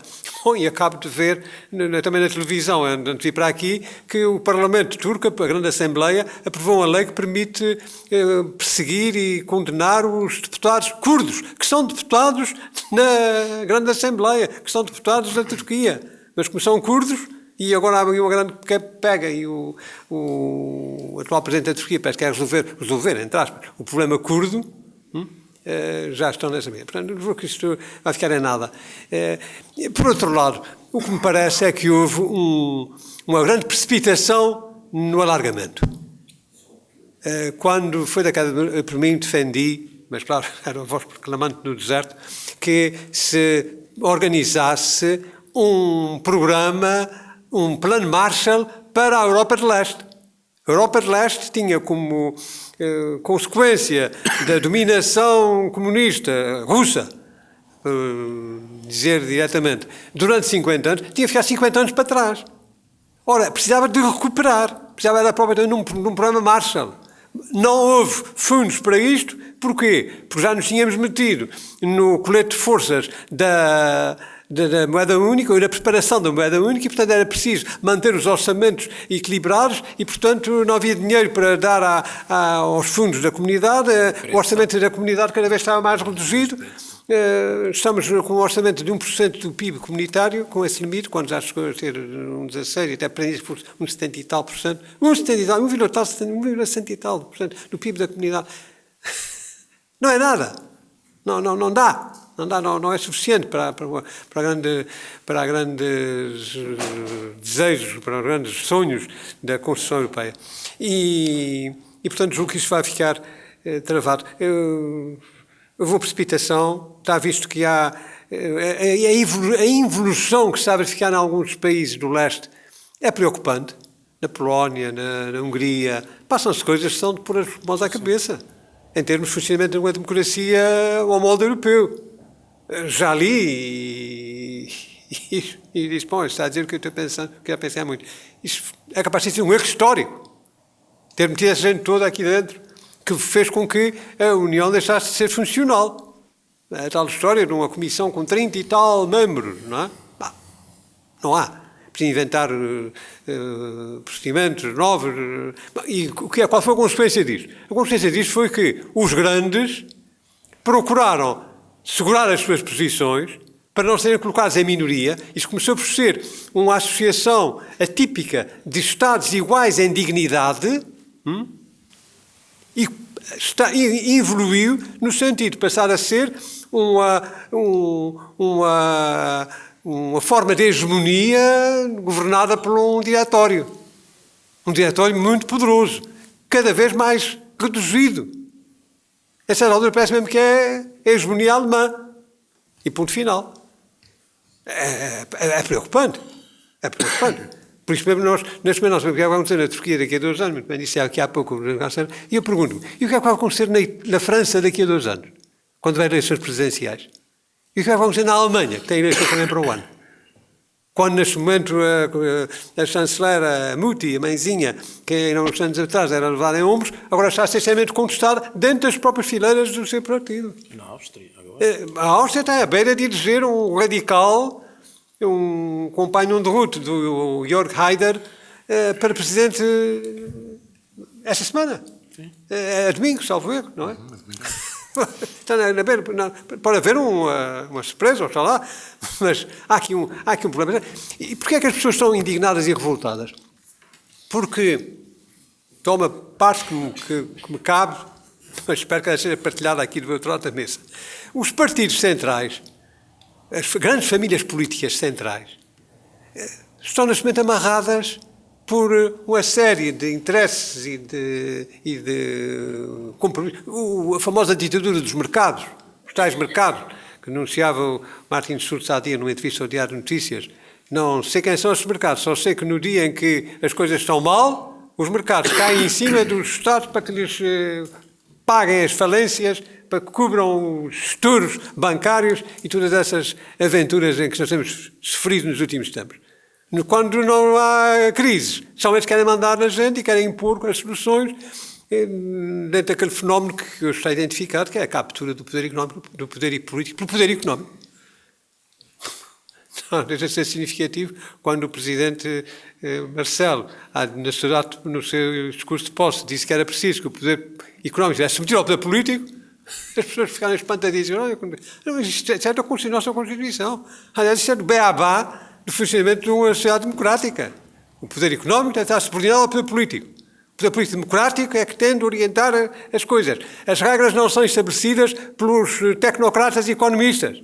As regras têm que ser decididas conforme a orientação de um poder político democrático. Isso, neste momento, está em grave crise. Está em grave crise. Portanto, há um momento de um grande ponto de interrogação sobre a Europa, que evidentemente inviabiliza qualquer fantasia de admitir um país com as características da Turquia. Em tempos defendi com entusiasmo a adesão da Turquia, mas era num sonho da Europa completamente diferente daquela imagem que hoje nos é transmitida pelos noticiários das televisões. Obrigado.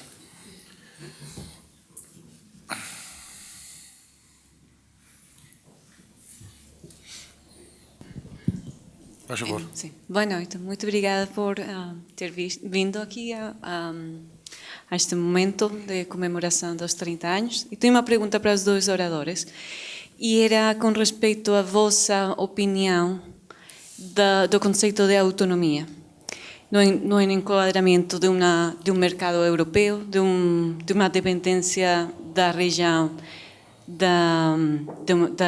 dos mercados nacionais, do continente europeu e português, e gostava de saber qual é nas vossas palavras, o conceito de autonomia para a região. Qual é o significado de autonomia? Obrigada.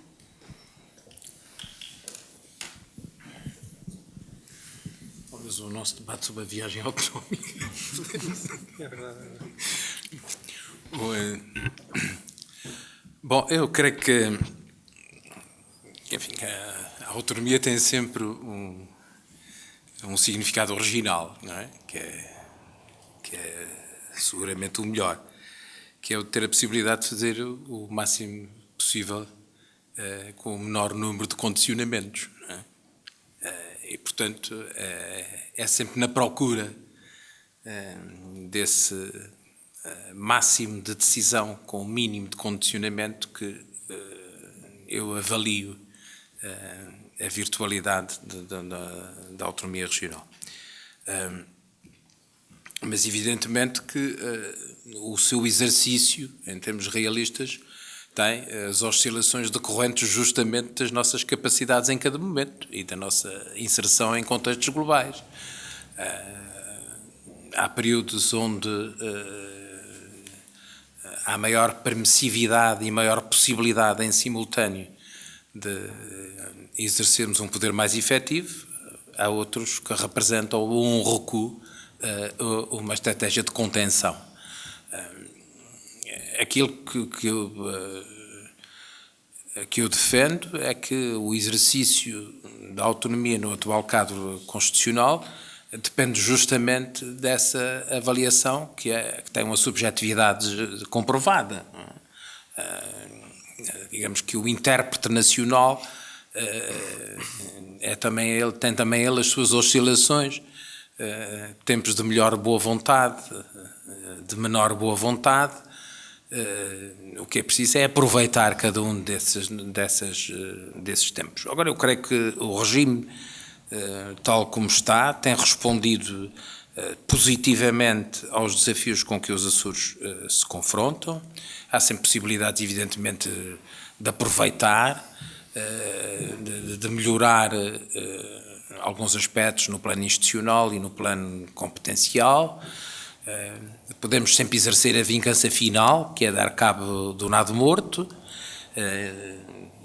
Já não vou dizer que me chama a instituição para não tornar ofensiva a descrição anterior, e portanto, enfim, de coisas que se tornaram irrelevantes no nosso edifício institucional, mas não é isso que nos resolve a vidinha, não é? Mas de qualquer modo, eu acho que a nossa autonomia tem que se ganha no plano real, no plano económico, no plano social, no plano cultural. digamos, os Açores de sucesso são necessariamente os Açores mais autónomos e, portanto, é à procura dos bons resultados que nós consolidamos a nossa autonomia. E, portanto, é nessa linha de esforço. Evidentemente, eu não creio que haja hoje uma reflexão, uma atenção europeia sobre casos específicos como os dos Açores, e creio também que a circunstância atual é justamente a de falta de atenção a realidades como a nossa ou a realidades regionais europeias. Já houve um período em que a construção europeia, com a diminuição dos poderes do Estado, dos Estados, correspondia, em termos comparativos, a um reforço dos poderes regionais, que, mantendo ou reforçando o seu acervo competencial, eram valorizados no edifício institucional europeu, com um governo central europeu mais forte, com governos dos Estados-membros menos dotados de capacidades e com as regiões mais valorizadas. Esse era o meu perfil ideal do ponto de vista institucional da União Europeia, mas o problema é que a União Europeia está num momento de rarefação institucional e, portanto, é preciso esperar que alguma coisa aconteça para nós reconstruirmos a nossa ideia sobre o projeto europeu na sua vertente institucional e na avaliação das autonomias como a nossa. Um passo sobre a questão das autonomias, a resposta à pergunta da nossa interlocutora espanhola, suponho, não? Colombiana, de língua espanhola. Hoje em dia parece-me, no panorama mundial tão cheio de interdependências, ninguém é independente por si. No campo de autonomias, que é um degrau abaixo, trata-se também de uma gestão das dependências, de forma a encontrar um equilíbrio que melhor sirva os interesses próprios, porque esses sim que existem e são inquestionáveis. Ora bem, a nossa experiência de 40 anos de autonomia constitucional tem sido uma experiência muito positiva. Vamos gerindo essas dependências, sim senhor. Nós estamos inseridos na realidade nacional, somos portugueses, acho muita honra, somos também europeus e também com muita honra. O nosso exercício da autonomia é também um exercício de cidadania portuguesa e europeia. Não queremos de forma nenhuma que a nossa autonomia seja vista pelos outros participantes neste processo como sendo um isolamento e um ostracismo, uma ostracização. Não, senhor, nós estamos inseridos, por isso somos ajudados, por isso necessitamos de ajuda, que reclamamos como uma questão de justiça e por virtude da nossa cidadania. Dentro disto podemos continuar a ser felizes, mas neste momento, claro, a grande dúvida é sobre o próprio projeto europeu e se a União vai sair desta crise mais forte do que estava, coisa que neste momento é duvidoso que aconteça. Portanto, estamos num momento difícil para a Europa e oxalá que se consiga ultrapassá-lo, porque isso é muito importante. A voz da Europa precisava ser ouvida, mas é a voz da Europa que defende os direitos humanos, que defende a economia social de mercado, que pretende a coesão económica e social, e não a Europa dos bancos e das moedas dos déficits e não dos superávites pretendidos e não conseguidos, frustrados. A Europa do desemprego massivo. 20 milhões de desempregados, dos quais uma grande fatia são de gente nova que se formou, que terminou a sua vida e que depois não tem os seus estudos e que não tem projeto de vida, não tem trabalho, não tem emprego. E isto é aceitável? Não é. Porque não faltam recursos para dar a volta. O que acontece é que estamos agarrados a um certo conjunto de preconceitos. Um deles é este, de que nada se pode fazer para defender os interesses próprios, porque é preciso que a mão invisível do mercado resolva tudo, e não se pode ir pela via do protecionismo, Isto é a última blasfémia, proteccionismo. Bom, mas o sucesso do mercado comum foi abolir as fronteiras dentro do mercado comum, dentro dos países membros, e estabelecer uma barreira aduaneira para o exterior. Depois isso foi desfazendo-se para proteger, para facilitar a vida dos outros. Não é?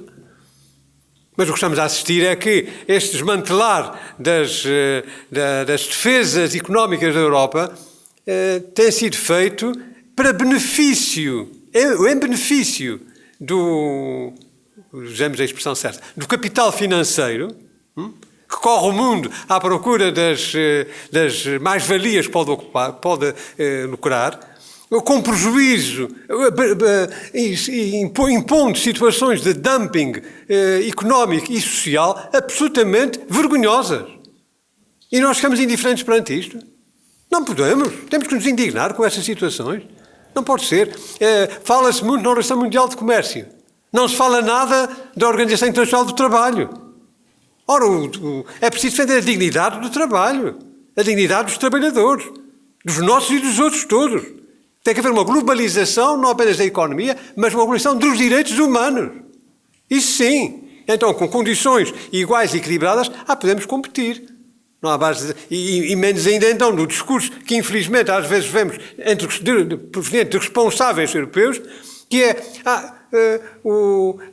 recordo-me de um deles, era amigo dele, já morreu, que é há sempre um trabalhador na China que faz isso por 10 vezes menos salário do que vocês têm aqui.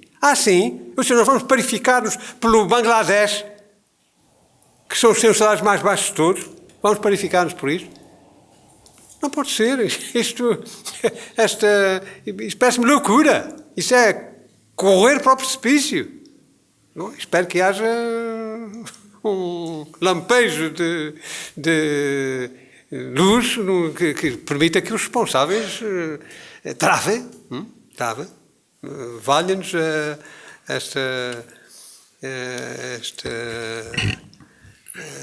magistério profético do Papa Francisco, que, ao menos, tem a vantagem de chamar as coisas por seu nome próprio. Não dizer chamar os bois por nome, mas chamar as coisas por seu nome próprio. Faz a economia que mata, essas formas de exploração não subtis e verdadeiramente vergonhosas, a necessidade de reconhecimento de que o trabalho é uma dimensão da afirmação da própria pessoa humana e não pode ser dado como descartável. A economia que faz com que as pessoas sejam descartáveis. Há pouco tempo, nos fomos encontros de Davos, nessas coisas sinistras que por aí existem, falou-se de que a revolução tecnológica que está na forja vai fazer desaparecer mais milhões de empregos. Mas já desapareceram milhões de empregos. Então qual é o nosso papel? As máquinas dominam-nos? Isso é o admirável mundo novo? Não pode ser, é preciso uma crítica humanista, personalista, ao modo como as sociedades têm a evoluir, como as economias funcionam, e isto não pode continuar assim. Desculpa o entusiasmo, talvez seja um pouco excessivo, mas encontramos a tratar das rupes e essas coisas tão bonitas e poéticas e cheias de qualidade de vida, que são as nossas ilhas. Não é preciso esquecer que não há apenas os custos da insularidade, há também as vantagens da insularidade. Que a partir de certo patamar de desenvolvimento e de bem-estar são muito superiores aos custos da insularidade, as vantagens. Não é? Bom, já não digo mais nada, mas da minha parte despeço-me e agradeço muito a presença de todos, sobretudo aqueles que desafiaram o alerta amarelo a vir aqui ouvir-nos neste fim de tarde. Bom, e vamos embora que temos hora de jantar. Só mais uma. Eu também, da minha parte, eu só gostava de chamar a atenção para duas conclusões desta reflexão. Uma é que, enfim, a Europa já não é o que era. E outra é que a esquerda também já não é o que era, não é? Portanto, mas isso é muito saudável e acho que é excelente que haja quem conclua assim. Eu acho que nós... Há esta crise europeia e esta rarefação, como eu tenho dito, institucional na Europa, tem muito a ver com o aprisionamento em que nos levaram sobre dois papões. Um era o Estado e o outro era, digamos, o dogmatismo da igualdade. Afinal, a destruição, digamos, dos poderes do Estado corresponde, digamos, a um desarme dos instrumentos de regulamentação que propiciam justamente que esses poderes estejam à solta e comandem o desregramento atual na Europa. E se nós dizemos isso sobre a Europa, também devemos dizer isso sobre cada um dos nossos países. E também as questões da igualdade. Houve uma diabolização da procura e da defesa da igualdade. E porquê? Porque foi dominante e ainda é dominante no contexto europeu uma corrente que entende que o máximo de desigualdades corresponde a um máximo de competitividade, com o enfraquecimento de que o máximo de igualdade corresponde a um máximo de sustentabilidade. E com o afastamento, inclusive, já para dar uma boleia ali à observação feita pelo Presidente Monte Amaral, com a complexidade e com a traição a esse respeito feita por um vasto conjunto de políticos socialistas e sociais-democratas europeus, que claudicaram nesse combate e nessa fronteira. A procura não é a da desigualdade para a competitividade, a procura tem que ser a da igualdade para a sustentabilidade. Essa é a grande linha de fratura com que hoje nos confrontamos na Europa e que há de certamente gerar uma reestruturação e uma remodelação do modelo partidário e ideológico na Europa. Espero que isso aconteça com grande velocidade antes que os extremos tomem conta disso. Muito obrigado. Já vai adentrar a hora, vamos terminar aqui. Muito obrigado aos nossos dois convidados, ao gabinete que nos convidou e teve a feliz ideia desta iniciativa e, portanto, agradecer também a todos aqueles que aqui estiveram desafiando a intempérie, como disse o Sr. Monte Amaral. Mas julgo que valeu a pena estar aqui, ouvir estes dois senadores, como eu disse no início da nossa vida social e política. E, portanto, obrigado uma vez mais e espero que daqui a algum tempo possamos estar aqui a discutir isto novamente ou a abordar estas questões de uma forma positiva. Até sempre.